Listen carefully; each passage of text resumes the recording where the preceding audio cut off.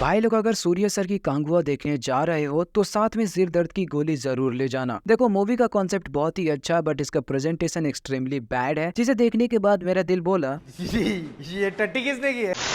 खैर, ये सब साइड में रखते हैं। मूवी भले ही अच्छी ना हो पर इसकी एंडिंग एंड इसका अनएक्सपेक्टेड कैमियो थोड़ी बहुत माइंड ब्लॉक कर सकती है। इसकी एंडिंग की बात करने से पहले हम इसकी स्टोरी समराइज कर लेते हैं ताकि समझने में आसानी हो सके। तो इसमें सूर्य डुअल रोल में है, फ्रांसिस एंड कांगुआ। एंड मूवी की स्टोरी दो टाइम पीरियड में टेक प्लेस करती है, 1070 और 2024 में। अगर सीधी भाषा में समझाऊं तो साल 1070 से एक ट्राइबल बच्चे का मिस्टीरियसली कनेक्शन है 2024 में एक फ्रांसिस नाम के बाउंटी हंटर से। मतलब मूवी की पूरी स्टोरी इन्हीं दोनों के बीच घूमती रहती है। एंड अगर इन शॉर्ट में बताऊं तो मूवी की स्टोरी बिल्कुल ही जेरक्स कॉपी है राजा मौली की मगधीरा मूवी की। जैसे उसमें सारे कैरेक्टर्स अपने पिछले जन्म में मारे जाते हैं एंड फिर उन सबका पुनर्जन्म होता है और फिर उसकी पास्ट लाइफ के इंसिडेंट्स फिर से होते हैं। एकदम डिट्टो सेम टू सेम इसमें भी वही होता है। फर्क बस इतना है कि मगधीरा में फाइट काजल अग्रवाल के लिए हुआ था, बट इसमें फाइट एक छोटे बच्चे के लिए हो रहा है। एक जेटा नाम का बच्चा एक रशियन बायोमेडिकल फैसिलिटी से भाग चुका है जिस पर brain enhancement and super powers की कुछ एक्सपेरिमेंट्स किए जा रहे थे। एंड फिर वही बच्चा फ्रांसिस से मिलता है तो फ्रांसिस को अपनी पिछली लाइफ का कुछ ग्लिम्स दिखाई देता है। तब तक फैसिलिटी वाले वहां पर पहुंच जाते हैं और जेटा को पकड़ लेते हैं और तभी सीन कट होकर के 1070 में आ जाती है। रोमन सोल्जर्स एक पेरूमच्ची नाम की जगह पर कब्जा करना चाहते हैं जो 5 आइलैंड्स में से एक है। वैसे तो पांचों आइलैंड पर एक एक कबीला रहते हैं जिनकी अपनी अलग अलग खूबी है, जिनमें से 2 कबीले आरती और पेरूमच्ची में 36 का आंकड़ा है। तो रोमन्स पेरूमच्ची का ही कड़ुआ नाम के आदमी की मदद से पेरूमच्ची के 100 योद्धाओं को छल से मार देता है, लेकिन उन्हीं 100 योद्धाओं में से एक योद्धा जिंदा बच जाता है और वो कबीले के मुखिया को कड़ुआ के साजिश के बारे में बताता है। तो पेरूमच्ची का वीर योद्धा कांगुआ कड़ुआ को पकड़कर पेरूमच्ची ले आता है और अपनी मातृभूमि से दगा करने के कारण उसे जिंदा जला देते हैं एंड साथ ही उसकी पत्नी भी जल जाती है। पर कांगुआ से अपने बेटे पौरवा की रक्षा करने की वचन दे जाती है। तो कांगुआ पौरवा को अपने बेटे की तरह पालता है एंड उसे सब कुछ सिखाकर एक योद्धा बनाता है। बट रोमन्स का ये प्लान फेल होने के बाद वो उधीरन के पास जाते हैं जो अर्थी आइलैंड का राजा है, जिसके 3 बेटे हैं एंड तीनों में से 2 बेटे कांगुआ एंड उसके ट्राइब के युद्ध में मारे जाते हैं। उसी वजह से दोनों ट्राइब के बीच जंग छिड़ जाती है और उसी जंग के बीच पौरवा भी कांगुआ को मारने की कोशिश करता है क्योंकि कांगुआ ने उसके पिता कड़ुआ को मारा था तो उसके अंदर बदले की भावना पनप रही थी। तो कांगुआ पौरवा से वादा करता है कि वो अपने लोगों और अपने ट्राइब को बचाने के बाद वो खुद को उसके हवाले कर देगा। बट धीरे धीरे दोनों के बीच सब कुछ ठीक हो जाता है एंड उधीरन और कांगुआ के बीच एक फाइट होती है और उस फाइट में पौरवा कांगुआ को जिताने के लिए खुद को सैक्रिफाइस कर लेता है, जिस वजह से पौरवा के माँ से किया हुआ वादा अधूरा रह जाता है। तो पौरवा के इसी बलिदान से कांगुआ उसकी हर जन्म में रक्षा करने का प्रण लेता है। और तभी सीन कट होकर के 2024 में आता है जहाँ रिवील होता है कि फ्रांसिस कांगुआ का ही पुनर्जन्म है और जेटा पौरवा का पुनर्जन्म। तो फ्रांसिस सबसे फाइट करके जेटा को बचा लेता है और अपना लिया हुआ प्रण पूरा करता है। वहीं दूसरी तरफ उधीरन के मरने के बाद उधीरन का चौथा बेटा रतनगासन आता है जो एक वैश्य से पैदा होने के चलते उसे अपने राजघराने से दूर रखा गया था और अब उसके पिता के मरने के बाद वो सिंहासन लेने आया है। लेकिन वो सिंहासन पर तब तक नहीं बैठेगा जब तक वो कांगुआ को मार नहीं देता। और ये रतनगासन और कोई नहीं अपने सूर्या के भाई कार्ति हैं, जिसका कैरेक्टर कुछ कासमोरा जैसा ही है। एंड अब बात करते हैं इसके एंड क्रेडिट सीन की, जहां आप देख सकते हैं कि फ्रांसिस किसी से बात कर रहा है जो अभी भी अपने पास्ट लाइफ को लेके काफी ज्यादा कंफ्यूज है कि उस बच्चे से उसका क्या रिश्ता है एंड उसे देखकर उसे अपने वाली फीलिंग क्यों आती है एंड वगैरह वगैरह। वहीं दूसरी तरफ फैसिलिटी के कमांडर रयान का फेस रिवील होता है जो रतनगासन का ही पुनर्जन्म है और उसे अपनी पास्ट लाइफ अच्छी तरीके से याद है, इसलिए वो पर्सनली जेटा और फ्रांसिस को पकड़ने का डिसाइड करता है। और वहीं साथ ही हमें जेटा में मैग्नीटो जैसी सुपर पावर्स देखने को मिलती है और पार्ट 2 का अनाउंसमेंट होकर ये मूवी वहीं पर खत्म हो जाती है। देखो, पार्ट 1 भले ही अच्छी ना हो पर इसका पार्ट 2 काफी इंटरेस्टिंग हो सकती है क्योंकि दोनों भाई जब आमने सामने होंगे तो मूवी एकदम बवाल लेवल की होगी। वैसे तो हम सब रोलेक्स एंड दिल्ली के आमने सामने होने का बेसब्री से इंतजार कर रहे हैं, बट कांगुआ पार्ट 2 एक अलग लेवल की मूवी हो सकती है क्योंकि उस बच्चे के पास मार्वल लेवल की सुपर पावर से तो कुछ डिफरेंस एंड कुछ अलग देखने को मिल सकता है। तो स्टे ट्यून्ड विद शॉर्ट में कहूँ तो।